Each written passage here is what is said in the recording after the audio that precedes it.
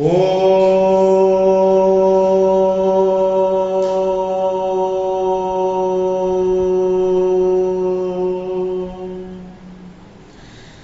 സർവസംശയച്ഛേതാരം സച്ചിദാനന്ദവിഗ്രഹം സദാ സുസ്മേരവദനം ബാലകൃഷ്ണം നമാമ്യഹം. എല്ലാവർക്കും എൻ്റെ വിനീതമായ പ്രണാമം. കഴിഞ്ഞ ദിവസം വാഗ്ദാനം ചെയ്തതുപോലെ ശ്രീരാമന്റെ ശബര്യാശ്രമ പ്രവേശം എന്ന ഭാഗം ഇന്ന് നമുക്ക് വായിക്കാം. രാമൻ വനവാസകാലത്ത് മഹാഭക്തയായ ശബരിയുടെ ആശ്രമത്തിൽ ചെല്ലുകയുണ്ടായി. അവിടെ വെച്ച് ശബരി മാതാവിന് ശ്രീരാമൻ നൽകുന്ന ഉപദേശം നമ്മുടെ ഈ ചിന്താരത്നത്തിലെ വിഷയവുമായി അടുത്ത ബന്ധം ഉള്ളതുകൊണ്ടാണ് ആ ഭാഗം നമ്മൾ വായിക്കുന്നത്.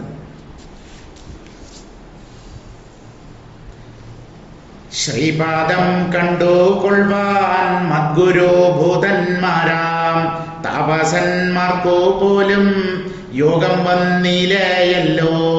ജ്ഞാനമില്ലാതെ ഹീന ജാതിയിലുള്ള മൂഢ ഞാനിതീനൊട്ടും അധികാരിണിയല്ലയല്ലോ.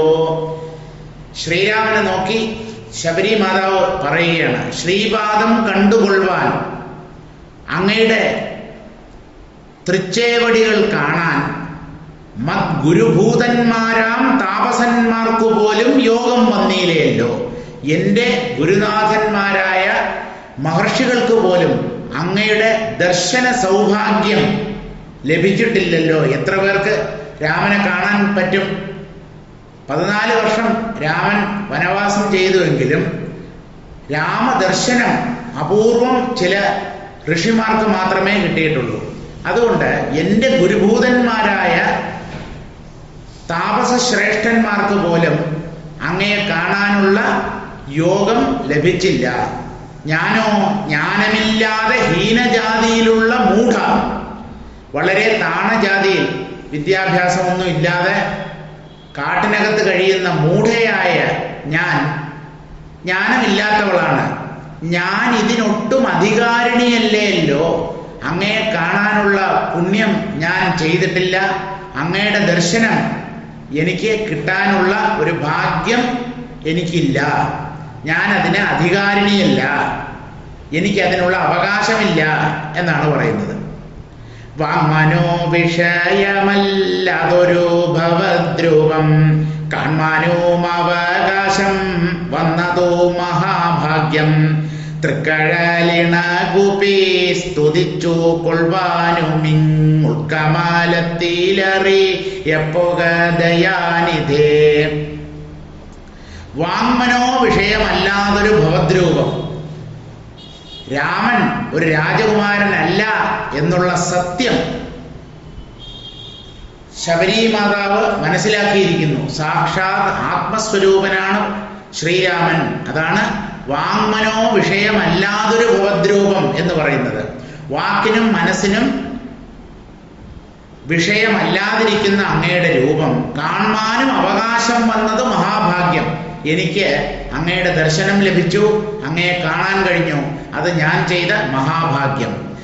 തൃക്കഴലിണകൂപ്പി സ്തുതിച്ചു കൊള്ളുവാനും, അങ്ങയുടെ കാലടികളിൽ വീണ് അങ്ങയെ സ്തുതിക്കാൻ, ഇങ്ങുൾക്കമലത്തിൽ അറിയപ്പോക ദയാനിധേ, എൻ്റെ ഹൃദയ താമരയിൽ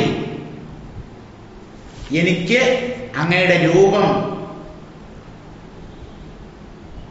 ധ്യാനിക്കാനും അങ്ങയെ നമസ്കരിച്ച് തൻ്റെ ഭക്ത്യാദരങ്ങൾ അറിയിക്കാനും ഒക്കെ സാധ്യമായി എന്നുള്ളത് ഞാൻ ചെയ്ത മഹാഭാഗ്യം തന്നെയാണ്.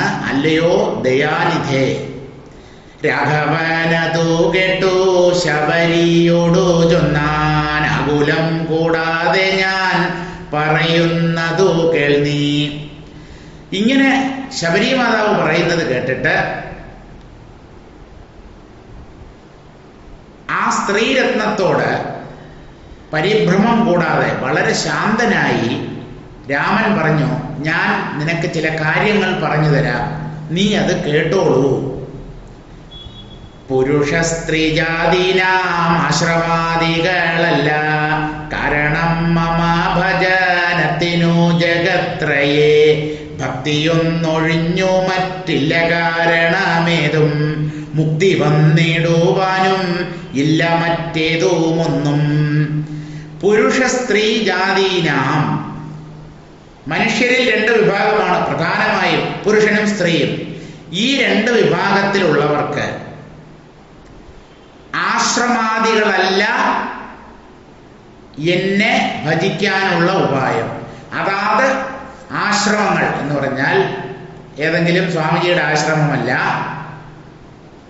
ബ്രഹ്മചര്യം, ഗാർഹസ്ഥ്യം, വാനപ്രസ്ഥം, സന്യാസം, ഇങ്ങനെ 4 ആശ്രമങ്ങൾ ഓരോരുത്തർക്കും ഉണ്ട് എന്നാണ്. പഠിക്കാൻ വേണ്ടി ഉപയോഗിക്കുന്ന സമയം, വിദ്യ അഭ്യസിക്കുന്ന സമയം ബ്രഹ്മചര്യം, അതിനുശേഷം കുടുംബജീവിതത്തിൽ കല്യാണമൊക്കെ കഴിഞ്ഞ് അങ്ങനെ പ്രവേശിക്കുന്നത് ഗാർഹസ്ഥ്യം, അവസാനം കുട്ടികളൊക്കെ പ്രായമായി കഴിഞ്ഞാൽ അവരെ ഗൃഹഭരണം ഏൽപ്പിച്ചിട്ട് ഈ ഭാര്യയും ഭർത്താവും ഒതുങ്ങി കഴിയുന്നത് വാനപ്രസ്ഥം. അതിൽ ഭാര്യ മരിച്ചു പോവുകയാണെങ്കിൽ ഭർത്താവ് അവസാനം സ്വീകരിക്കുന്ന ആശ്രമം സന്യാസം. അപ്പൊ ഈ വർണ്ണാശ്രമങ്ങളോ ആ ആശ്രമധർമ്മങ്ങളോ അല്ല എന്നെ ഭജിക്കാനുള്ള ഉപായം. പുരുഷ സ്ത്രീ ജാതീനാം ആശ്രമാദികളല്ല കാരണം. ഏത് ജാതിയിൽ ജനിച്ചു, ഏത് ആശ്രമത്തിൽ കഴിയുന്നു എന്നുള്ളതല്ല എൻ്റെ ഭജനത്തിന് കാരണം. ജഗത്രയെ, 3 ലോകങ്ങളിലും നാം എവിടെ നിൽക്കുന്നു, ഏത് സാഹചര്യത്തിലാണ് ജനിച്ചത്, ഇതൊന്നുമല്ല ഭഗവത് ഭക്തിക്കുള്ള കാരണം. പിന്നെ എന്താ? ഉള്ളിൽ ഭക്തി ഉണ്ടാകണം, അതാണ് പ്രധാനം. ഭക്തി ഒന്നൊഴിഞ്ഞു മറ്റില്ല കാരണമേതും. ഭക്തി എന്ന ഒരു കാരണമല്ലാതെ വേറെ ഒന്നും എന്നെ ഭജിക്കാൻ പ്രയോജനപ്പെടുകയില്ല. മുക്തി വന്നിടുവാനുമില്ല മറ്റേതുമൊന്നും. ഭക്തി എന്ന കാരണമല്ലാതെ ഭഗവാനെ ഭജിക്കാൻ മറ്റു മാർഗങ്ങളില്ല. ഈ ഭജനം അല്ലെങ്കിൽ ഭക്തി കൊണ്ട് മോക്ഷം വരും. മോക്ഷം നേടാനും വേറെ മാർഗമൊന്നുമില്ല. തീർത്ഥസ്നാനാദി തപോദാനവേദാധ്യയന ക്ഷേത്രോപവാസയാഗാദ്യഖില കർമ്മങ്ങളാൽ ഒന്നിനാലൊരുത്തനും കണ്ടുകിട്ടുകയില്ല എന്നെ മദ്ഭക്തി ഒഴിഞ്ഞൊന്നുകൊണ്ടൊരു നാളും. ഈശ്വര ദർശനത്തിനായി, ഈശ്വര പ്രാപ്തിക്കായി മനുഷ്യർ പലതരത്തിലുള്ള കർമ്മങ്ങൾ ചെയ്യാറുണ്ട്. പ്രധാനമായിട്ട് എന്തൊക്കെയാണ് ചെയ്യുന്നത്? തീർത്ഥസ്നാനം, പുണ്യതീർത്ഥങ്ങളിൽ കുളിക്കുക, പിന്നെ തപസ്, ദാനം, വേദ അധ്യയനം, ക്ഷേത്ര ദർശനം, ഉപവാസം, യാഗയജ്ഞാദികൾ ചെയ്യുക. ഇതെല്ലാം പുണ്യകർമ്മങ്ങളാണ്, ഒരു സംശയവും വേണ്ട. ഇങ്ങനെയുള്ള പലതരം പുണ്യകർമ്മങ്ങളിനാൽ ഒന്നും എന്നെ കിട്ടുകയില്ല എന്നാണ് ശ്രീരാമൻ പറയുന്നത്. ഒന്നിനാൽ ഒരുത്തനും കണ്ടുകിട്ടുകയില്ല. ഈ കർമ്മങ്ങളൊന്നും ചെയ്യുന്നത് കൊണ്ട് ഒരുത്തനും എന്റെ സ്വരൂപം മനസ്സിലാക്കാൻ പോകുന്നില്ല. പിന്നെ എങ്ങനെയാ എന്നെ മനസ്സിലാക്കുക? എന്നെ മദ്ഭക്തി ഒഴിഞ്ഞൊന്നുകൊണ്ടൊരു നാളും. എന്നോടുള്ള അകൈതവമായ നിർവ്യാജമായ ഭക്തി ഒന്നുകൊണ്ടല്ലാതെ എന്റെ സ്വരൂപത്തെ കണ്ടെത്താൻ കഴിയുകയില്ല. ശരി, ഇപ്പോ അങ്ങയിൽ ഭക്തി ഉണ്ടാകണമെങ്കിൽ എന്തൊക്കെയാണ് ചെയ്യേണ്ടത്? എങ്ങനെയൊക്കെ ജീവിച്ചാൽ ഈശ്വരനോട് ഭക്തി ദിനം പ്രതി വർദ്ധിച്ചു വരും? അതാണ് ഇനി പറയാൻ പോകുന്നത്. ഭക്തി സാധനം സംക്ഷേപിച്ചു ഞാൻ ചൊല്ലിയിടുവൻ, ഉത്തമേ കേട്ടുകൊള്ളുക മുക്തി വന്നിടുവാനായി. ഭക്തിയെ സാധിപ്പിക്കുന്നതാണ് ഭക്തി സാധനം. മലയാളത്തിലെ വസ്തു എന്നുള്ള അർത്ഥത്തിലല്ല ഇവിടെ സാധനം. സാധിപ്പിച്ചു തരുന്നത് സാധനം. ഭക്തിയെ സാധിപ്പിച്ചു തരുന്ന മാർഗങ്ങൾ, കർമ്മങ്ങളുണ്ട്. അതിനെ ഞാൻ സംക്ഷേപിച്ചു ചൊല്ലിയിടുവൻ. ചുരുക്കി പറയാൻ, വളരെ വിശദമായി പറയാൻ സമയമില്ല. എത്രയും പെട്ടെന്ന് ലങ്കയിലെത്തണം, രാവണനെ നിഗ്രഹിച്ച് സീതാമാതാവിനെ മോചിപ്പിക്കണം. അതുകൊണ്ട് വളരെ ചുരുക്കി പറയാം. ഉത്തമേ കേട്ടുകൊള്ളുക മുക്തി വന്നിടുവാനായി. ഹേ ഉത്തമേ, നീ കേട്ടുകൊള്ളുക. എന്ത്? എങ്ങനെയായാൽ ഭക്തി ഉള്ളിൽ അങ്കുരിക്കും എന്നുള്ളത് ഞാൻ പറയാം. അത് കേൾക്കൂ. എന്തിനാണ്? അത് കേട്ടാലേ നിനക്ക് മുക്തി സിദ്ധിക്കുകയുള്ളൂ. ഇനി 9 മാർഗങ്ങളാണ് പറയുന്നത്, 9 തരം ജീവിതചര്യകൾ. ആ 9ഉം ചെയ്തുകൊണ്ടിരുന്നാൽ ക്രമേണ ഈശ്വരനിൽ ഭക്തി ഉണ്ടായി വർദ്ധിക്കും. ആ 9നെയാണ് ഇനി പറയാൻ പോകുന്നത്. മുഖ്യ സാധനമല്ലോ സജ്ജന സംഘം, പിന്നെ മത്കഥാലാപം 2ാം സാധനം, 3ാമതും മദ്ഗുണേരണം, പിന്നെ മദ്വചോ വ്യാഖ്യാതൃത്വം, മത്കലാജാതാചാര്യോപാസന, 5ാമതും പുണ്യശീലത്വം യമാനിയമാദികളോടും എന്നെ മുട്ടാതെ പൂജിക്കെന്നുള്ള 6ാമതും മന്മന്ത്രോപാസകത്വം, 7ാമതും മംഗളശീലേ കേട്ടു ധരിച്ചു കൊള്ളേണം നീ. 9 തരം ആചാരക്രമങ്ങൾ. 9, 8 വരെയേ ഇപ്പൊ പറഞ്ഞുള്ളൂ. 9 അല്പം കൂടുതലായിട്ട് കുറെ അംശങ്ങൾ ആ 9ാമത്തെ മാർഗത്തിൽ പറയുന്നുണ്ട്. അതുകൊണ്ട് ഈ പറഞ്ഞ 8 എണ്ണത്തിന്റെ അർത്ഥം പറയാം. മുഖ്യ സാധനമല്ലോ, എന്തിന്? മുക്തി വന്നേടുവാനായി, മോക്ഷം നേടാനായിട്ട് പ്രധാനപ്പെട്ട സാധന അല്ലെങ്കിൽ സാധനം സജ്ജന സംഘമാണ്. സജ്ജനങ്ങൾ എന്ന് പറഞ്ഞാൽ സത്തിനെ അറിഞ്ഞവർ, ജ്ഞാനികൾ, മഹാപുരുഷന്മാർ. അവരുമായിട്ടുള്ള ചേർച്ച, അവരുമായിട്ട് കഴിയുക, സഹവസിക്കുക, അതാണ് സജ്ജന സംഘം. അതാണ് പ്രധാനമായും അനുവർത്തിക്കപ്പെടേണ്ട സാധന. പിന്നെ മത്കഥാലാപം 2ാം സാധനം. എൻ്റെ കഥകൾ, ഈശ്വരന്റെ ലീലാ വിനോദങ്ങൾ, ഭഗവാന്റെ ചരിത്രങ്ങൾ, അമാനുഷികമായ കാര്യങ്ങൾ, ഈശ്വര അവതാരങ്ങൾ ചെയ്തിട്ടുണ്ട്. അതൊക്കെ കേട്ട് ആ ഭഗവാനോടുള്ള ഇഷ്ടം, ആ ഈ ഭഗവാനോടുള്ള ആരാധന നമുക്ക് വർദ്ധിച്ചു വരണം. അപ്പൊ ഈശ്വര കഥകൾ കേൾക്കുക, അതുപോലെ ഈശ്വര നാമം ചൊല്ലുക, ഭഗവാന്റെ ചരിത്രങ്ങൾ മറ്റുള്ളവരുമായി സംസാരിക്കുക. ഇതാണ് 2ാമത്തെ ചര്യ. 3ാമതും മദ്ഗുണേരണം, ഈശ്വരന്റെ ഗുണങ്ങൾ വാഴ്ത്തുക. എങ്ങനെയാണെന്ന് ചോദിച്ചാൽ ഈശ്വരന്റെ ഓരോ തരം പ്രഭാവങ്ങളെ വർണ്ണിക്കുന്നതാണ് ഈശ്വര നാമങ്ങൾ. ആ നാമങ്ങൾ ഓരോന്നും അർത്ഥത്തോടുകൂടെ ചൊല്ലുമ്പോൾ ഭഗവാൻ എത്ര കണ്ട് മഹത്വമുള്ളവനാണ് എന്ന ഭാവം നമുക്കുണ്ടാകും. അദ്ദേഹത്തിന്റെ മഹത്വം, അദ്ദേഹത്തിന്റെ വൈശിഷ്ട്യം, അദ്ദേഹത്തിന്റെ ശക്തി, ബലം, ഇതെല്ലാം നമുക്ക് ഈശ്വര നാമങ്ങളെ അർത്ഥത്തോടുകൂടെ ചൊല്ലുമ്പോൾ മനസ്സിലാക്കാൻ പറ്റും. അതാണ് മദ്ഗുണേരണം. ഭഗവാന്റെ ഗുണങ്ങൾ. പരമകാരുണികനാണ് അദ്ദേഹം. ഭക്തന്മാരുടെ ദുഃഖങ്ങൾ തീർക്കാൻ എപ്പോഴും സന്നദ്ധനായിരിക്കുന്നു. നമ്മുടെ തെറ്റുകളും കുറ്റങ്ങളും ഒക്കെ പൊറുക്കാൻ അദ്ദേഹത്തിന് ഒരു മടിയുമില്ല. ഇങ്ങനെ പലതരത്തിലുള്ള ഗുണങ്ങളെ സൂചിപ്പിക്കുന്ന നാമങ്ങളുണ്ട്, ഈശ്വര നാമങ്ങൾ. അതൊക്കെ ചൊല്ലുന്നതാണ് 3ാമത്തെ സാധനം. പിന്നെ മദ്വചോ വ്യാഖ്യാതൃത്വം. അതൊക്കെയാണ് മഹാത്മാക്കൾ കൂടുതലായും ചെയ്യുന്നത് എന്താണ്? ഈശ്വരന്റെ വാക്കുകളെ വ്യാഖ്യാനിക്കുക. ഭഗവത്ഗീത ഈശ്വരന്റെ വാക്കാണല്ലോ. ആ ഭഗവത്ഗീതയ്ക്ക് അർത്ഥം പറയുക, ജനങ്ങളെ പറഞ്ഞു കേൾപ്പിക്കുക.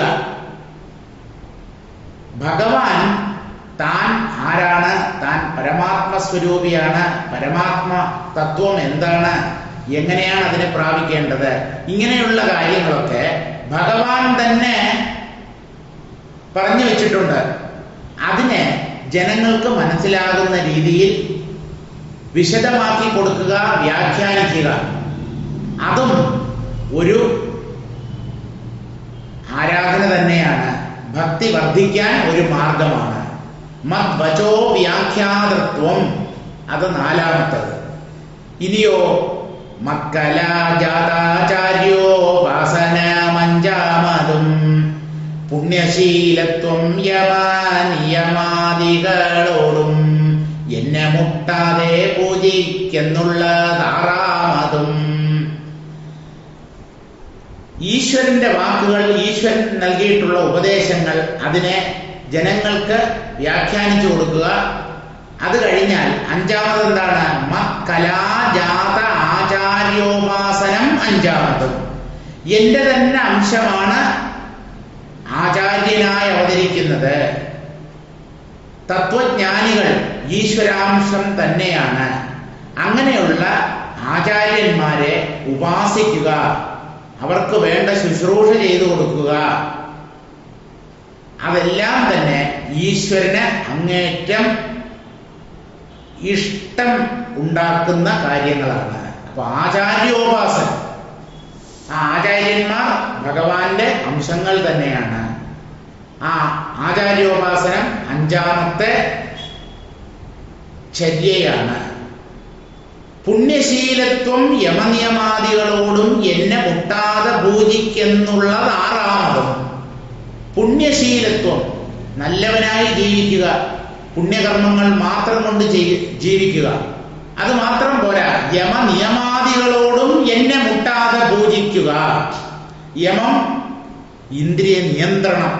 ഇന്ദ്രിയങ്ങളെ മാത്രമല്ല, എല്ലാ കാര്യത്തിലും ഒരു നിയന്ത്രണം ഉണ്ടായിരിക്കുക. ജീവിതത്തിൽ നിയന്ത്രണമില്ലെങ്കിൽ ബ്രേക്കില്ലാതെ ഓടുന്ന വണ്ടി പോലെയായി പോകും. ബ്രേക്കില്ലാതെ വണ്ടി ഓടിക്കാൻ ശ്രമിച്ചാൽ അപകടമായിരിക്കും ഫലം. അപ്പോൾ നിയന്ത്രണം അത്യാവശ്യമാണ്. പലതരത്തിലുള്ള നിയന്ത്രണങ്ങൾ, ശാരീരികമായ നിയന്ത്രണങ്ങൾ, മാനസികമായ നിയന്ത്രണങ്ങൾ, ബുദ്ധിപരമായ നിയന്ത്രണങ്ങൾ. സമൂഹത്തിൽ മറ്റുള്ളവരുമായി ഇടപഴകുമ്പോൾ നാം അവശ്യം പാലിക്കേണ്ട മറ്റ് നിയന്ത്രണങ്ങൾ. എന്തായാലും നിയന്ത്രണങ്ങളില്ലാതെ താളം തെറ്റിയ ലക്കൽ ലഗാനമില്ലാത്ത ജീവിതം അപകടത്തിലേക്കുള്ള പോക്കായിരിക്കും. അതുകൊണ്ട് യമം എന്നുള്ളത് അത്യാവശ്യമാണ്. എന്താണ് നിയമം? നിയമം എന്ന് പറഞ്ഞാൽ നാട്ടിൽ സർക്കാർ പാസ്സാക്കിയിട്ടുള്ള നിയമങ്ങളല്ല. നിയമങ്ങൾ എന്ന് പറഞ്ഞാൽ അവരവർക്ക് പറ്റുന്ന രീതിയിൽ ഓരോ വ്രതാനുഷ്ഠാനങ്ങൾ ജീവിതത്തിൽ ഉണ്ടായിരിക്കണം. ദിവസവും അമ്പലത്തിൽ ചെല്ലുക, ദേവനെ തൊഴുക, വലം വയ്ക്കുക. പിന്നെ എന്താണ്? എന്തെങ്കിലും ഒരു നാമം നിശ്ചിത സംഖ്യ ജപിക്കുക. പിന്നെ ഉപവാസം, ഏകാദശി അതുപോലെയുള്ള ദിവസങ്ങളിൽ പട്ടിണിയിരിക്കുക, നിരാഹാരം അനുഷ്ഠിക്കുക. പിന്നെ എന്താ? മൗനം ഭജിക്കുക. ഒരു ദിവസം വാ തുറക്കില്ല, ഒന്നും മിണ്ടില്ല. ചിലരെന്ത് ചെയ്യുമെന്ന് അറിയാമോ? വാ തുറക്കില്ല എന്ന് പറഞ്ഞാൽ ഊണ് കഴിക്കാനും വാ തുറക്കില്ല, സംസാരിക്കാനും വാ തുറക്കില്ല. പൂർണ്ണമായി വായ ബന്ധിക്കുക. അവരവർക്ക് എന്താണോ പറ്റുന്നത് ആ രീതിയിൽ എന്തെങ്കിലുമൊക്കെ വ്രതാനുഷ്ഠാനങ്ങൾ നമ്മുടെ ജീവിതത്തിൽ ഉണ്ടാകണം. അതാണ് നിയമം. ഇങ്ങനെ നിയന്ത്രണങ്ങളും വ്രതാനുഷ്ഠാനങ്ങളും യമ നിയമാദികളോടും ഇവയോടുകൂടെ എന്നെ മുട്ടാതെ പൂജിക്കെന്നുള്ളത് ആറാമതും. മുടക്കം വരാതെ ദിവസേന ഈശ്വരനെ ആരാധിക്കുക, പൂജിക്കുക എന്നുള്ളത് ആറാമത്തെ സാധനയാണ്. ഇനി 7ഉം 8ഉം എന്താണ്? മന്മന്ത്രോപാസകത്വമേഴാമതെട്ടാമതും മംഗളശീലേ കേട്ടു ധരിച്ചു കൊള്ളേണം നീ. എൻ്റെ മന്ത്രങ്ങൾ ജപിക്കുക, എന്നെ ഉപാസിക്കുക. ഈശ്വരോപാസനയും മന്ത്രോപാസനയും ഇത് രണ്ടുമാണ് യഥാക്രമം 7ഉം 8ഉം ജീവിതചര്യകൾ. മന്ത്രങ്ങൾ ജപിക്കുന്നത് നല്ലത് തന്നെ. ഈശ്വരനെ ഉപാസിക്കുക. ഈ ഉപാസന എന്ന് പറഞ്ഞാൽ ഓരോരുത്തരും ഓരോ തരത്തിലാണ് ദൈവത്തെ ഉപാസിക്കുക. അപ്പൊ എന്തെങ്കിലുമൊക്കെ ജീവിതത്തിൽ ഈശ്വരപരമായി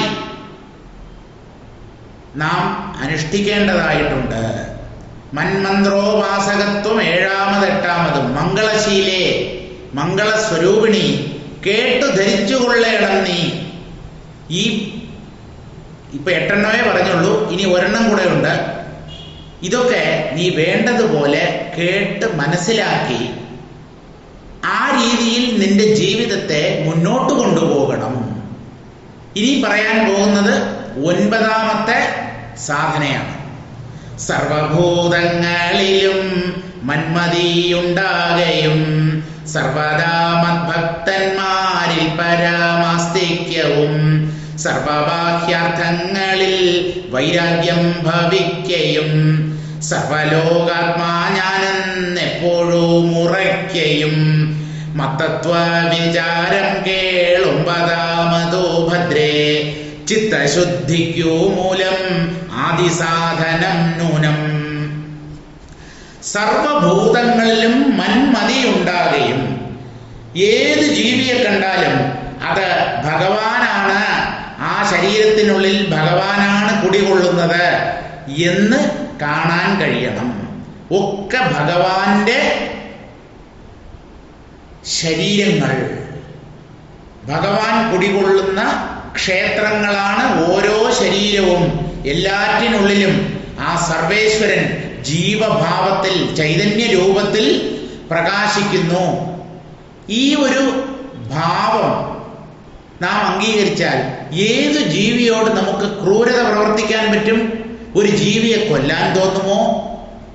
മറ്റാരെങ്കിലും കൊന്ന ഒരു ജീവിയുടെ മാംസം തിന്നാൻ തോന്നുമോ? ആർക്കെങ്കിലും ദ്രോഹം മനസ്സിൽ ചിന്തിക്കാൻ തോന്നുമോ? ഒക്കെ ഭഗവാൻ. ആ വിചാരം മനുഷ്യരുടെ ഉള്ളിൽ ഇല്ലാത്തത് കൊണ്ടാണ് പലതരത്തിലുള്ള പീഡനങ്ങളും ചതിയും വഞ്ചനയും ഒക്കെ ഈ ലോകത്ത് സർവ്വസാധാരണമായി നടക്കുന്നത്. അപ്പൊ സർവഭൂതങ്ങളിലും മന്മതിയുണ്ടാകുകയും ഒക്കെ ഈശ്വരനാണ് എന്ന ബുദ്ധി ഉള്ളിൽ തോന്നണം. ആ ഓർമ്മ വിട്ടുപോകാതെ ഇരിക്കണം. സർവദാ ഭക്തന്മാരിൽ പരമാസ്തിക്യവും, ഈശ്വര ഭക്തന്മാരോട് ഈശ്വരനോടെന്ന പോലെ ഒരു സ്നേഹവും ആദരവും ഒക്കെ തോന്നണം. കാരണം ഈശ്വരനെ സദാ ഉള്ളിൽ കൊണ്ട് നടക്കുന്നവരാണ് ഈശ്വര ഭക്തന്മാർ. ആ ഭക്തന്മാരോട് ഭഗവാനോടെന്ന പോലെ ഒരു ആസ്തിക്യ ബുദ്ധി ഉണ്ടാകണം. ആസ്തിക്യം എന്ന് പറഞ്ഞാൽ ഈശ്വരനോട് തോന്നുന്ന ഒരു ഇഷ്ടവും ഭക്തിയും ആദരവും എല്ലാം ഭക്തന്മാരോടും തോന്നണം. കഴിഞ്ഞോ? ഇല്ല. അടുത്തതാണ് പ്രയാസം. ഇതൊക്കെ എല്ലാവരും ചെയ്യും. സർവബാഹ്യാർത്ഥങ്ങളിൽ വൈരാഗ്യം ഭവിക്കയും, പ്രപഞ്ച പദാർത്ഥങ്ങളിൽ വിരക്തി വരണം. വിരക്തി വരാത്ത ഒരു ഭക്തി പ്രയോജനപ്പെടില്ല. ഈശ്വരനിലുള്ള ഒട്ടലാണ് ഭക്തി. പക്ഷെ ആ ഒട്ടലിന് നൈരന്തര്യം ഉണ്ടാകണമെങ്കിൽ പ്രപഞ്ച വിഷയങ്ങളിലുള്ള ഒട്ടലിനെ ത്യജിക്കണം. എൻ്റെ മനസ്സ് കുറേ സമയം വിഷയങ്ങളിൽ ചെന്ന് പറ്റും, മറ്റു സമയം ഈശ്വരനിൽ ചെന്ന് പറ്റും. അത് പറ്റില്ല. സർവാത്മന ഈശ്വരനെ ശരണം പ്രാപിക്കണം. മനസ്സ് ഈശ്വരനിൽ തന്നെ ലഗ്നമായിരിക്കണം. അതിന് എന്താ സഹായിക്കുക? വിഷയങ്ങളിൽ മനസ്സ് ഒട്ടാതിരിക്കണം. വിഷയങ്ങളിൽ നിന്ന് മനസ്സ് വിട്ടു നിൽക്കണം. വിഷയങ്ങളോട് പ്രതിപത്തി ഉണ്ടാവാതിരിക്കണം. അതാണ് വിരക്തി അല്ലെങ്കിൽ വൈരാഗ്യം. അപ്പോ ബാഹ്യ പദാർത്ഥങ്ങളിൽ സകലതിലും വൈരാഗ്യം ഭവിക്കുകയും സർവലോകാത്മാ ഞാനെന്നെപ്പോഴും ഉറക്കെ, എല്ലാ ലോകങ്ങളുടെയും നാഥനായ ആ സർവേശ്വരൻ ഈ പ്രപഞ്ചം മുഴുവൻ വ്യാപിച്ചിരിക്കുന്നു. അദ്ദേഹത്തിൻ്റെ ശരീരമാണ് ഈ ലോകം. ഈ മരങ്ങളും ചെടികളും കടലും നദിയും കുളവും മലകളും സമുദ്രങ്ങളും എല്ലാം തന്നെ ഭഗവാന്റെ രൂപമാണ്. ഇവയുടെ എല്ലാം ഉള്ളിൽ ആ സർവാത്മാവ് കുടികൊള്ളുന്നു എന്ന് ദർശിക്കാൻ കഴിയണം. സർവലോകാത്മാ ഞാനെന്ന് എപ്പോഴും ഉറക്കുകയും ഈ തത്വത്തെ നിരന്തരം ഉറപ്പിക്കുകയും വേണം. ഇനിയോ മത്തത്വവിചാരം കേൾ ഒമ്പതാമത് ഭദ്രേ. എന്റെ തത്വം, ശ്രീരാമന്റെ തത്വം എന്ന് പറഞ്ഞാൽ ആത്മതത്വം, ബ്രഹ്മതത്വം. ആ ബ്രഹ്മതത്വത്തെ നിരന്തരം ഉള്ളിൽ വിചാരം ചെയ്യണം. തത്വവിചാരം, അതാണ് ഭക്തിയുടെ പരമകാഷ്ഠ. ആചാരപരമായ ഭക്തിയൊക്കെ വേണം. ക്രമേണ ഈശ്വര തത്വം എന്താണെന്ന് ബുദ്ധിക്ക് പിടികിട്ടി ഉള്ളിൽ തന്നെ നമ്മുടെ ഉപാസന ഒതുങ്ങും. പുറമെ അമ്പലത്തിൽ പോവുകയോ തീർത്ഥക്ഷേത്രങ്ങളിൽ ചെന്ന് തീർത്ഥാടനം നടത്തുകയോ അതൊക്കെ ആദ്യം കുറെ കാലം ചെയ്യും. അത് കഴിഞ്ഞാൽ മനസ്സിലാകും എല്ലാം ഈശ്വര സ്വരൂപമാണ്. ആ ഈശ്വരന്റെ തത്വം എന്താണ്? അദ്ദേഹം സച്ചിദാനന്ദ സ്വരൂപിയാണ്. അങ്ങനെ പതുക്കെ പതുക്കെ അധ്യാത്മശാസ്ത്രത്തിൽ താത്പര്യം വന്ന് തത്വവിചാരത്തിൽ മനസ്സ് സന്തോഷിക്കാൻ തുടങ്ങും. തത്വവിചാരം ചെയ്യുന്നത് സുഖകരമായ ഒരു ഏർപ്പാടായി തോന്നണം. അതാണ് ഒൻപതാമത്തെ ആചാരക്രമം. മത്തത്വ വിചാരം കേൾ ഒമ്പതാമത് ഭദ്രേ. ചിത്തശുദ്ധിക്കു മൂലം ആദി സാധനം നൂനം. ഈ 9 വിധ സാധനങ്ങളും ചിത്തശുദ്ധിയെ ഉണ്ടാക്കും. മനസ്സ് നാൾക്കുനാൾ പവിത്രമായി വരും, ശുദ്ധമായി വരും. മനസ്സ് തെളിയും, ബുദ്ധി തെളിയും, ദുഃഖങ്ങൾ കുറയും, ഭയവും ടെൻഷനുമെല്ലാം ക്രമേണ കുറഞ്ഞു കുറഞ്ഞു വരും. അതാണ് ചിത്തശുദ്ധി ഉണ്ടാകുന്നു എന്നുള്ളതിൻ്റെ തെളിവ്. അസൂയ, അഹങ്കാരം, പിശുക്ക്, അമിതമായ ആസക്തി, ഇന്ദ്രിയ സുഖങ്ങളിലുള്ള കൊതി, ഇതെല്ലാം കുറഞ്ഞു കുറഞ്ഞു വരുന്നതാണ് ചിത്തശുദ്ധിയുടെ ലക്ഷണം. ഇങ്ങനെ 9 ചര്യകൾ, 9 അനുഷ്ഠാന ക്രമങ്ങൾ മനുഷ്യർക്കായി ശ്രീരാമൻ ശബരി മാതാവിനെ പറഞ്ഞു കേൾപ്പിക്കുന്നു. ഉത്തമായിതു ഭക്തി സാധനം നവവിധം. ഉത്തമേ ഭക്തി നിത്യം ആർക്കുള്ളൂ വിചാരിച്ചാൽ. ഉക്തമായത് ഭക്തി സാധനം നവവിധം. ഇങ്ങനെ 9 തരത്തിലുള്ള ഭക്തി അനുഷ്ഠാനങ്ങളെ, ഭക്തിയെ എങ്ങനെയാണ് സമ്പാദിക്കേണ്ടത്, ഈശ്വരനോടുള്ള ഭക്തിയെ എങ്ങനെയാണ് നാം പ്രദർശിപ്പിക്കേണ്ടത്, ശരിയായ ഭക്തിയെ എങ്ങനെയാണ് സ്വന്തമാക്കേണ്ടത്, അതിനായിട്ടുള്ള 9 വഴികൾ ഞാൻ നിനക്ക് പറഞ്ഞു തന്നു. ഉത്തമേ, അല്ലയോ ഉത്തമേ, ഭക്തി നിത്യം ആർക്കുള്ളു വിചാരിച്ചാൽ. ഒന്ന് ആലോചിച്ചാൽ ഇവിടെ ശരിക്കും ഭക്തിയുള്ളവർ എത്ര പേരുണ്ടാവും? ആർക്കെങ്കിലും ഉണ്ടോ? ഭക്തന്മാരെന്ന് അഭിമാനിക്കുന്നു പലരും. ഞങ്ങൾ ഭക്തന്മാരാണ് എന്ന് ലോകരെ വിശ്വസിപ്പിക്കാനും ശ്രമിക്കുന്നു. ആ പ്രവൃത്തി തന്നെ അവരുടെ ഉള്ളിൽ ഭക്തി ഇല്ല എന്നുള്ളതിൻ്റെ തെളിവാണ്. മറ്റുള്ളവരെ കാണിക്കാനാണോ ഈ ഭക്തി? എൻ്റെ ഉള്ളിലെ ഭക്തി ഞാനും അന്തർയാമിയായ ഭഗവാനും മാത്രം അറിഞ്ഞാൽ മതി. മറ്റുള്ള ആരെയും അത് കാണിച്ചു കൊടുക്കേണ്ട ആവശ്യമില്ല. ഞാൻ ഭക്തനാണെന്ന് മറ്റുള്ളവരെ എന്തിനാ അറിയിക്കുന്നത്? അപ്പോൾ ശരിക്കുള്ള ഭക്തി, പലരും ഈ ഭക്തിയെ ഒരു ആചാരമായിട്ട് കൊണ്ട് നടക്കുകയാണ്. അതായത് അന്ധമായി എന്തെങ്കിലുമൊക്കെ ഇങ്ങനെ ചെയ്യുക, അതിൻ്റെ ഒക്കെ പുറകിൽ 4 പേരെ എന്നെ കാണട്ടെ, ഞാനും ഭക്തനാണെന്ന് വിചാരിക്കട്ടെ. ഇങ്ങനെയുള്ള ചിന്തയാണ്. അത് ശരിയല്ല. ഒന്നാലോചിച്ചാൽ യഥാർത്ഥ ഭക്തി എത്ര പേരിലുണ്ട് എന്നാണ് ഒരു സംശയം ശ്രീരാമൻ പ്രകടിപ്പിക്കുന്നത്. തിര്യജ്യോനിജങ്ങൾക്കെന്നാകിലും മൂഢകളാം നാരികൾക്കെന്നാകിലും പുരുഷനെന്നാകിലും പ്രേമലക്ഷണയായ ഭക്തി സംഭവിക്കുമ്പോൾ വാമലോചനെ മമ തത്വാനുഭൂതിയുണ്ടാം. തത്വാനുഭവ സിദ്ധനായാൽ മുക്തിയും വരും.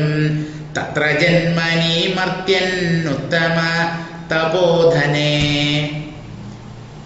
തിര്യക് യോനിജങ്ങൾക്കെന്നാകിലും, തിര്യക്ക് എന്ന് പറഞ്ഞാൽ വിശേഷ ബുദ്ധിയില്ലാത്ത ജീവി എന്നാണ് അർത്ഥം. വിശേഷ ബുദ്ധിയില്ല, വിവേകമില്ല. പ്രധാനമായും ഏതൊക്കെയാണ് ഈ തിര്യക്കുകളിൽ പെടുന്നത്? പക്ഷികളും മൃഗങ്ങളും.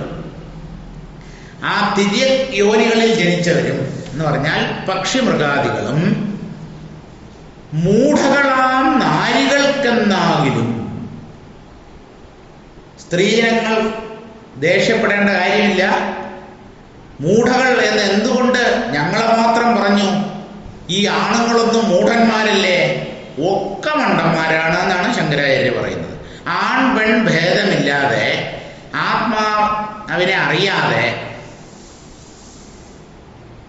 മോഹിതരായി കഴിയുന്ന എല്ലാവരും മൂഢന്മാരാണ്. എന്നാലും ഇവിടെ മൂഢകളാം നാരികൾക്കെന്നാകിലും എന്ന് പറയാൻ കാരണം, പൊതുവെ സ്ത്രീ മനസ്സ് ചഞ്ചലമാണ്. ഒരു തീരുമാനം ഈ സ്ത്രീകൾക്ക് പെട്ടെന്ന് എടുക്കാൻ പറ്റില്ല. ചിലർ പെട്ടെന്ന് തീരുമാനം എടുത്തു എന്ന് വരാം, പക്ഷേ പരമ അബദ്ധവുമായിരിക്കും. എടുത്തുചാട്ടം എന്ന് പറയുന്നതാവും ബുദ്ധി. നമ്മൾ ഒരു സ്ത്രീയെയും കുറ്റം പറയുകയില്ല. പൊതുവെ എല്ലാ നിയമങ്ങൾക്കും എക്സെപ്ഷൻ ഉണ്ടാവും, അപവാദങ്ങൾ ഉണ്ടാവും. പക്ഷേ പൊതുവെ സ്ത്രീ മനസ്സ് ചഞ്ചലമാണ് എന്നാണ് ശാസ്ത്രങ്ങൾ പ്രഖ്യാപിക്കുന്നത്. ഋഷിമാർ കണ്ടെത്തിയിട്ടുള്ളതാണ് ഈ സത്യം. അതുകൊണ്ട് മൂഢകൾ എന്ന് പറഞ്ഞാൽ ബുദ്ധിയില്ലാത്തവർ എന്ന് ഞങ്ങൾ പറഞ്ഞു എന്ന് സ്ത്രീകൾ വിഷമിക്കേണ്ട. പുരുഷന്മാരുടെ കാര്യവും ഒട്ടും ഭിന്നമല്ല. പുരുഷന്മാരെ അപേക്ഷിച്ച് കൂടുതൽ ചാഞ്ചല്യം സ്ത്രീ മനസ്സിൽ കാണപ്പെടുന്നു എന്ന് മാത്രമേ ധരിക്കേണ്ടതുള്ളൂ. മൂഢകളാം നാരികൾക്കെന്നാകിലും പുരുഷനെന്നാകിലും, ചഞ്ചലചിത്തരായ സ്ത്രീകൾക്കാകട്ടെ പുരുഷനാകട്ടെ വിശേഷ ബുദ്ധിയില്ലാത്ത പക്ഷിമൃഗാദികളാവട്ടെ, പ്രേമലക്ഷണയായ ഭക്തി സംഭവിക്കുമ്പോൾ ആരുടെ ഉള്ളിൽ വേണമെങ്കിലും ഭക്തി ഉണ്ടാകാം. ഈശ്വരനോടുള്ള സ്നേഹം അത് മനുഷ്യന് തന്നെ തോന്നണം എന്നൊന്നുമില്ല. കാരണം എല്ലാ ജീവികളുടെയും ഉള്ളിൽ ഒരേ ഈശ്വരൻ തന്നെ കുടികൊള്ളുന്നു. ആ ഈശ്വരനോടുള്ള സ്നേഹം ഏത് ശരീരത്തിൽ ആ ജീവൻ സ്ഥിതി ചെയ്യുന്നു എന്നതിനെ ആശ്രയിച്ചല്ല. ഗജേന്ദ്രന്റെ കഥ കേട്ടിട്ടുണ്ടല്ലോ ഭാഗവതത്തിൽ. ആനയാണ്, ശാപം കൊണ്ട് ആനയായി തീർന്നതാണ്. ഒരു രാജാവായിരുന്നു ഇന്ദ്രദ്യുമ്നൻ. ആ ഇന്ദ്രദ്യുമ്നൻ ശാപം കിട്ടി ആനയായി മാറിയതാണ്.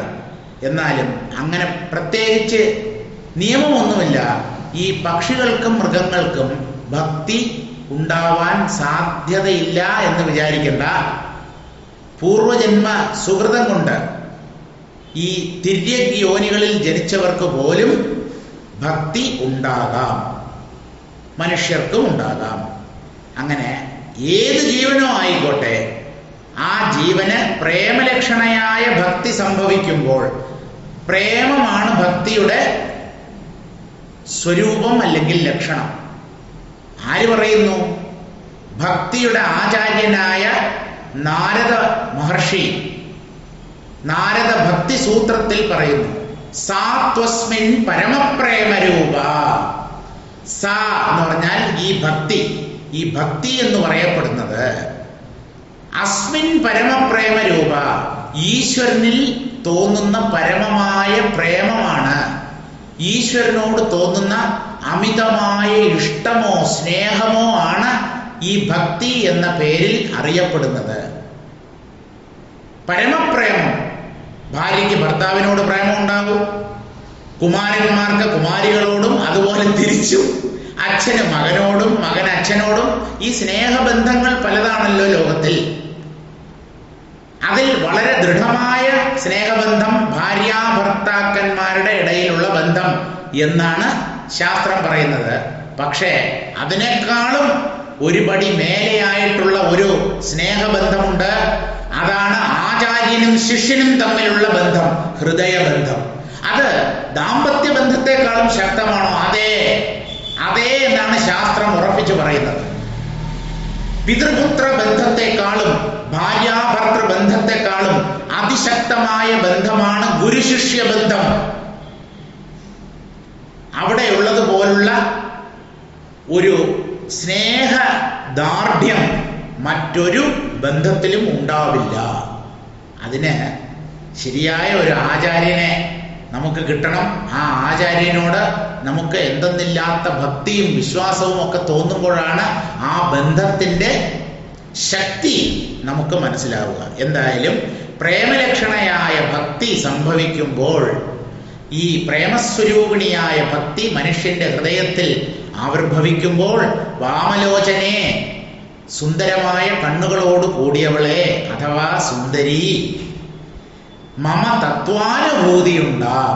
മനസ്സിൽ ഈ ഭക്തി പ്രകാശിച്ചു കഴിഞ്ഞാൽ എൻ്റെ തത്വം ഉള്ളിൽ പ്രകാശിക്കാൻ തുടങ്ങും. ഈശ്വര തത്വം, ഈശ്വരാനുഭവം ഉള്ളിലുണ്ടാവും. അത് താത്വികമായ അനുഭവമാണ്. അത് പ്രത്യേക രൂപമോ പ്രകാശമോ ഒന്നുമല്ല. ആനന്ദമാണ് ഈശ്വര സ്വരൂപം. ആ സുഖം, ശാന്തി, തൃപ്തി, ആ ഈശ്വര സ്വരൂപം ഉള്ളിൽ അനുഭവപ്പെടും. അതാണ് താത്വികമായ ഈശ്വരാനുഭവം. തത്വാനുഭവ സിദ്ധനായാൽ മുക്തിയും വരും. തത്ര ജന്മനി മർത്യൻ ഉത്തമ തപോധനെ.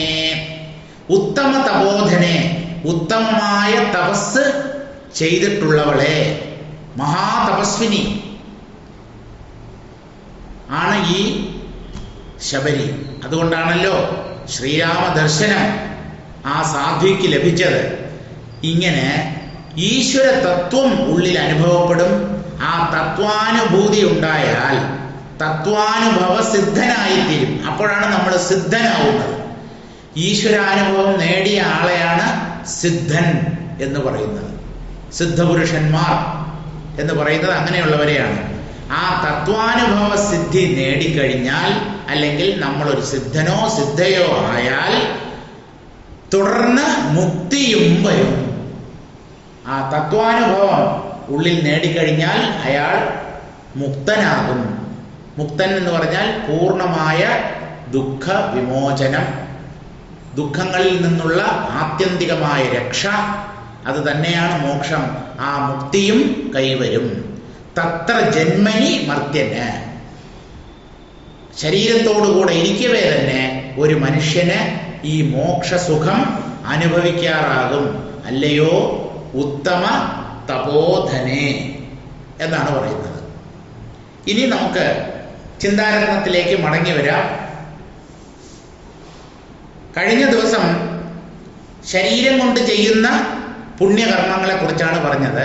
ഇനി വാക്കുകൊണ്ട്, വാക്പുണ്യം അതെന്താണ് എന്നാണ് പറയുന്നത്. അതുകൂടെ വായിക്കുമ്പോൾ നമ്മുടെ സമയം തീരും. നമുക്ക് അത് കഴിഞ്ഞ് ഇന്നത്തേക്ക് നിർത്താം. ശാസ്ത്രങ്ങൾ, ഗീതാ, ഭഗവചരീതവും നാമ കീർത്തനം, സഹസ്രനാമങ്ങൾ എന്നിവയെല്ലാം കീർത്തിച്ചു പഠിക്കുകയും നാമങ്ങൾ ജപിക്കുകയും വാർത്തകൾ പരോപകാരാർത്ഥമായി വാദിക്കുകയും ചഞ്ചലവിഹീനമായുള്ളൊരു സത്യവാക്കും ചെഞ്ചമ്മേ മൃദൂലമായുള്ളൊരു വചനവും മന്ത്രങ്ങൾ പഞ്ചാക്ഷരാദികളെ ജപിക്കയും സന്തതം സാധുക്കളുമായി സമ്പാദിക്കയും ഇങ്ങനെ വാണീ പുണ്യം എന്നു ബോധിക്ക ബാലേ. ഇനിമേൽ മനഃപുണ്യം ഉള്ളതു കേട്ടിടുക. നമ്മൾ ഈ ശ്രീരാമൻ ശബരിക്ക് ഉപദേശിച്ച കാര്യങ്ങൾ തന്നെയാണ് ഇവിടെയും പറയുന്നത്. വാക്കുകൊണ്ട് ചെയ്യാൻ കഴിയുന്ന അല്ലെങ്കിൽ നമ്മുടെ നാവ് ഉപയോഗിച്ച് ചെയ്യാൻ പറ്റുന്ന പുണ്യകർമ്മങ്ങൾ ഏതൊക്കെ? ശാസ്ത്രങ്ങൾ, ഗീത, ഭഗവത് ചരിതവും നാമകീർത്തനം, സഹസ്രനാമങ്ങൾ എന്നിവയെല്ലാം. എന്തൊക്കെ നമുക്ക് പാരായണം ചെയ്യാം? ശാസ്ത്രങ്ങൾ, ഉപനിഷത്തുകൾ പാരായണം ചെയ്യാം. പിന്നെ ഭഗവത്ഗീത പാരായണം ചെയ്യാം, രാമായണം പാരായണം ചെയ്യാം. പ്രകരണ ഗ്രന്ഥങ്ങൾ, ശങ്കരാചാര്യരെ പോലെയുള്ള മഹാത്മാക്കൾ രചിച്ച പ്രകരണ ഗ്രന്ഥങ്ങളുണ്ട്, വേദാന്ത കൃതികളുണ്ട്, സ്തോത്ര ഗ്രന്ഥങ്ങളുണ്ട്. ഇതെല്ലാം മനുഷ്യർക്ക് വായിക്കാൻ വേണ്ടിയാണ് രചിക്കപ്പെട്ടിട്ടുള്ളത്.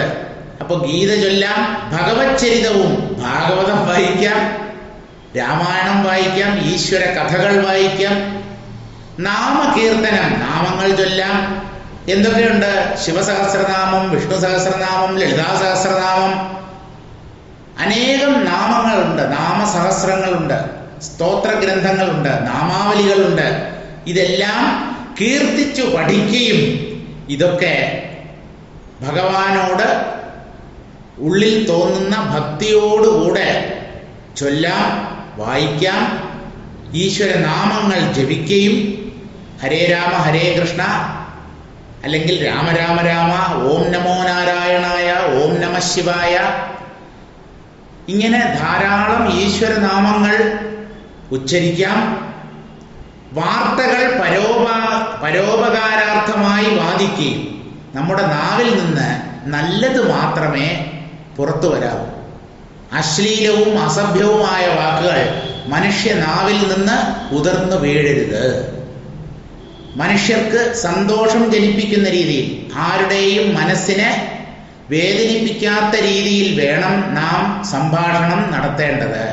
കൊള്ളിച്ചു പറയുക, അർത്ഥം വെച്ച് സംസാരിക്കുക, മുന വെച്ച് സംസാരിക്കുക, ഇതൊന്നും നല്ലതല്ല. അതൊക്കെ വാക്കാൽ ചെയ്യുന്ന പാപകർമ്മങ്ങളാണ്. അതുകൊണ്ട് അന്യന് പ്രയോജനപ്പെടുന്ന, അന്യർ കേൾക്കാൻ ഇഷ്ടപ്പെടുന്ന നല്ലത് മാത്രം നാം സംസാരിക്കണം. ചഞ്ചലവിഹീനമായുള്ളൊരു സത്യവാക്കും ചെഞ്ചമ്മേ മൃദുലമായുള്ളൊരു വചനവും. ചാഞ്ചല്യമില്ലാത്ത ഉറപ്പോടുകൂടിയ സത്യം, കള്ളം പറയരുത്, പൊളി പറയരുത്, സത്യം മാത്രം പറയണം. വളരെ മൃദുലമായ, അന്യർക്ക് സന്തോഷമുണ്ടാക്കുന്ന വാക്കുകൾ മാത്രമേ പറയാവൂ. മന്ത്രങ്ങൾ പഞ്ചാക്ഷരാദികളെ ജപിക്കുകയും, പഞ്ചാക്ഷര മന്ത്രം, പഞ്ചാക്ഷരി മന്ത്രം എന്താണ്? നമ ശിവായ. ഓംകാരവും മുന്നിൽ ചേർത്ത് ജപിക്കാം. ഓം നമ ശിവായ എന്ന് പറയാം, അല്ലെങ്കിൽ നമ ശിവായ പറയാം. ആ പഞ്ചാക്ഷരി തുടങ്ങിയ മന്ത്രങ്ങളെ ജപിക്കുകയും സന്തതം സാധുക്കളുമായി സംവദിക്കുകയും. നല്ല ആളുകളുമായി സംവദിക്കുക എന്ന് പറഞ്ഞാൽ തർക്കിക്കുക എന്നല്ല അർത്ഥം. അവരുടെ അടുത്ത് വളരെ വിനയത്തോടുകൂടെ ചെന്ന് ഈശ്വര തത്വത്തെക്കുറിച്ച് അവരോട് ചോദിച്ച് മനസ്സിലാക്കുക. അതാണ് സംവദിക്കുക എന്നതുകൊണ്ട് ഉദ്ദേശിക്കുന്നത്. ജ്ഞാനികളെ കാണാൻ കഴിഞ്ഞാൽ അവരുമായി കുറേ സമയം ചെലവഴിക്കണം. ആത്മതത്വത്തെപ്പറ്റി അവരിൽ നിന്ന് കേൾക്കണം. അവരെങ്ങനെയാണ് ഈ ആത്മാവിനെ സാക്ഷാത്കരിച്ചത് തുടങ്ങിയ കാര്യങ്ങൾ അവരിൽ നിന്ന് കേട്ട് ഗ്രഹിക്കുകയും വേണം. ഇതൊക്കെയാണ് നാവ് കൊണ്ട് നമുക്ക് ചെയ്യാൻ പറ്റുന്ന സത്കർമ്മങ്ങൾ. ഇങ്ങനെ വാണീ പുണ്യം എന്നു ബോധിക്ക ബാലേ. വാണി, വാക്ക്. ഈ പറയുന്നതൊക്കെ നാമം ജപിക്കുക, ശാസ്ത്രങ്ങൾ ചൊല്ലുക, പാരായണം ചെയ്യുക, നല്ല വാക്കുകൾ സംസാരിക്കുക, അന്യനെ വേദനിപ്പിക്കാതെ മറ്റുള്ളവർ കേൾക്കാൻ ഇഷ്ടപ്പെടുന്ന മൃദുവായ വാക്ക് ചൊല്ലുക, ഇതെല്ലാം തന്നെ വാക്കുകൊണ്ട് ചെയ്യുന്ന പുണ്യപ്രവൃത്തികളാണ് എന്ന് അല്ലയോ ബാലെ അറിഞ്ഞുകൊള്ളുക. ഇനിമേൽ മനഃപുണ്യമുള്ളത് കേട്ടിടുക. ഇപ്പോൾ ശരീരം കൊണ്ട് ചെയ്യേണ്ടുന്ന പുണ്യകർമ്മങ്ങളെ പറഞ്ഞു, വാക്കുകൊണ്ട് ചെയ്യേണ്ടതായ പുണ്യകർമ്മങ്ങളെയും പറഞ്ഞു. ഇനിമേൽ മനസ്സുകൊണ്ട് ചെയ്യുന്ന പുണ്യപ്രവൃത്തികൾ എന്തൊക്കെയാണ് എന്നുള്ളത് പറയാം, കേൾക്കുക. അത് നമുക്ക് അടുത്ത ക്ലാസ്സിലേക്ക് മാറ്റിവെക്കാം. ഈ വായിച്ച ശ്ലോകങ്ങളുടെ അർത്ഥം വായിക്കാം. ഹേ ബാലെ, ശാസ്ത്രങ്ങൾ, ഗീത, ഭഗവത് ചരിത്രം, നാമകീർത്തനം, സഹസ്രനാമങ്ങൾ എന്നിവയെല്ലാം ആലപിച്ച് പഠിക്കുകയും നാമങ്ങൾ ജപിക്കുകയും പരോപകാരപ്രദമായി യുക്തിയുക്തം വാദിക്കുകയും, അന്യർക്ക് പ്രയോജനം ഉണ്ടാവണം നമ്മുടെ വാക്കുകളെ കൊണ്ട്, മറ്റുള്ളവർക്ക് അറിവ് പകർന്നു കൊടുക്കാൻ വേണ്ടിയാവണം നാം സംസാരിക്കേണ്ടത്. യുക്തിയുക്തമായി സംസാരിക്കുകയും വേണം.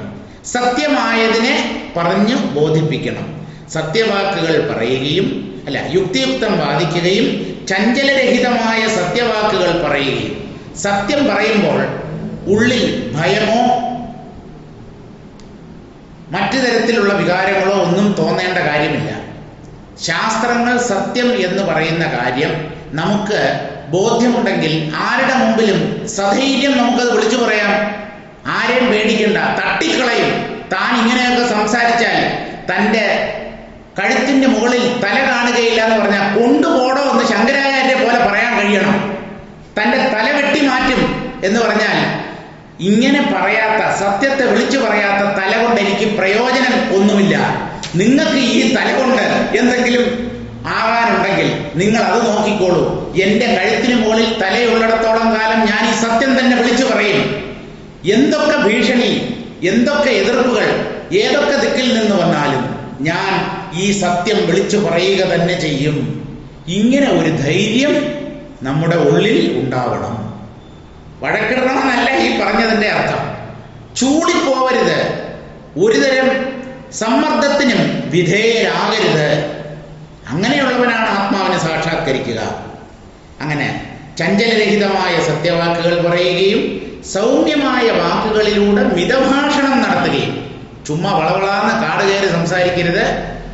മിതമായി പറയേണ്ടതിനെ ചുരുക്കി പറയണം, സൗമ്യമായി പറയണം. എന്നെ പോലെ ഉച്ചത്തിൽ നിലവിളിച്ച് സംസാരിക്കണം എന്നില്ല. ബാലകൃഷ്ണൻ നായർ സാറിനെ പോലെ മൃദുവായി ശബ്ദം താഴ്ത്തി സംസാരിച്ചാലും മതി. അതുപോലെ സാധുക്കളുമായി ഇടപെടുകയും ചെയ്ത് ജീവിക്കുന്നതാണ് പുണ്യം എന്ന് നീ മനസ്സിലാക്കുക. അതുകൊണ്ട് ഇനിമേൽ മനസ്സിന് പുണ്യമുള്ളത് നീ കേൾക്കുക. മനസ്സുകൊണ്ട് ചെയ്യാൻ കഴിയുന്ന പുണ്യപ്രവൃത്തികൾ എന്തൊക്കെയാണ് എന്നുള്ളത് നീ ഇനിമേൽ കേട്ടുകൊള്ളുക. നമുക്ക് ഇവിടെ നിർത്താം. ഇനിയുള്ള ഭാഗം അടുത്ത ക്ലാസ്സിൽ വായിക്കാം.